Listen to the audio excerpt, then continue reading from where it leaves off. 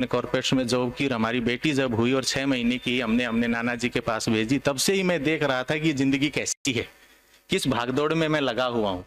ठीक है, जैसे अभी किसी ने कहा कि बोरियत, विनायक जी कह रहे थे कि बोरियत के लिए और सबके लिए पूरा व्यवस्था है, इंतजाम है। तो मैं देख पा रहा हूँ कि जब सोम भाई का पहला शिविर मैंने 2022 में किया, पहले ही कुछ घंटों में मुझे स्वीकार क्यों हुआ?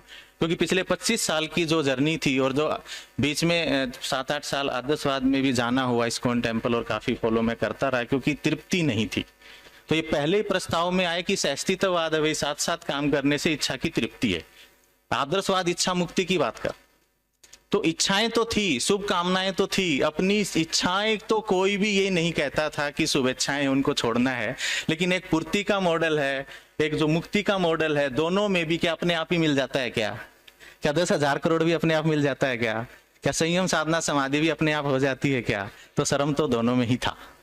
तो मुझे लगा कि उन दोनों में भी अगर मैं चलता हूं और कोई आश्वासन है, कोई पूरा रास्ता नहीं है, और आईएम की ट्रेनिंग भी ये कहती है कि पैशन पता प्राप्त करने में, पर्पज प्राप्त करने में लोगों की 70 साल की उम्र निकल जाती है, उसके बाद भी उनको ये नहीं पता होता इस धरती पे किस पैशन और पर्पज के साथ आए हैं। आज मैं पहले ही शिविर के पहली ही यात्रा में मानव लक्ष्य और प्रयोजन को पता लगा रहा हूं। तो ये तो ऐसा कार्य है जो कि जन जन तक, देश व्यापीकरण, लोक व्यापीकरण, राज्य व्यापीकरण, ग्राम व्यापीकरण के लिए हो सकता है। तो उसी समय से बैठते हुए मैंने ये बिल्कुल नहीं देखा कि मेरे 10,000 करोड़ के मिशन का क्या होगा। उसी शिविर में बैठे बैठे, उससे पहले पद के लिए भी, क्योंकि हम दिल्ली में रहते हैं, राजनीतिक वातावरण बना ही रहता, तो सबसे बड़ा पद तो राष्ट्रपति का ही दिखता है। तो 2007 में मेरा भी एक मिशन था कि बनना तो देश का राष्ट्रपति ही है। लोधी गार्डन, जिसको हम एलजी मीट के नाम से संबोधित करते हैं, वहां बहुत से प्रबुद्ध और कॉर्पोरेट लोगों के साथ आना जाना था। सुबह 4 बजे उठ के हम मीटिंग करते थे कि कैसे बनना है। तो बहुत सारे विचारकों, प्रबोधकों, बुद्धिजीवियों से मिलने के बाद ये रहा कि बन तो सकते ही हैं अगर आप चाहते हैं। तो मैं कहता बन गया तो, बोला यही एक क्वेश्चन है जो हमें डाउट होता है कि बन गए तो।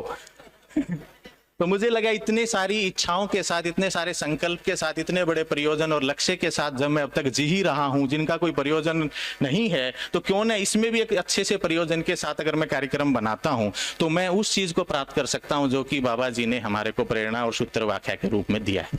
तो मैंने मन बनाया कि मैं सभी वांग्मय का विधिवत अध्ययन करूंगा। तो अभी मेरी यात्रा यहाँ से होती है शुरू। दिसंबर 2022 में रायपुर में कार्य करने के बाद, इतनी उतार चढ़ाव के बाद, मैंने अपनी समीक्षा के तौर पे पहली जीवन क्रिया देखने के बाद कहा कि अब तक की मेरी जितनी भी सजावट, बनावट, दिखावट और शरीर की थकावट है, मन की जो फसावट है और विचारों में जो भटकावट है और भाव में जो रुकावट है, संस्कार में जो अटकावट है और जो मेरी पूरी जलावट है, वो मेरी पूरी सारी गिरावट है।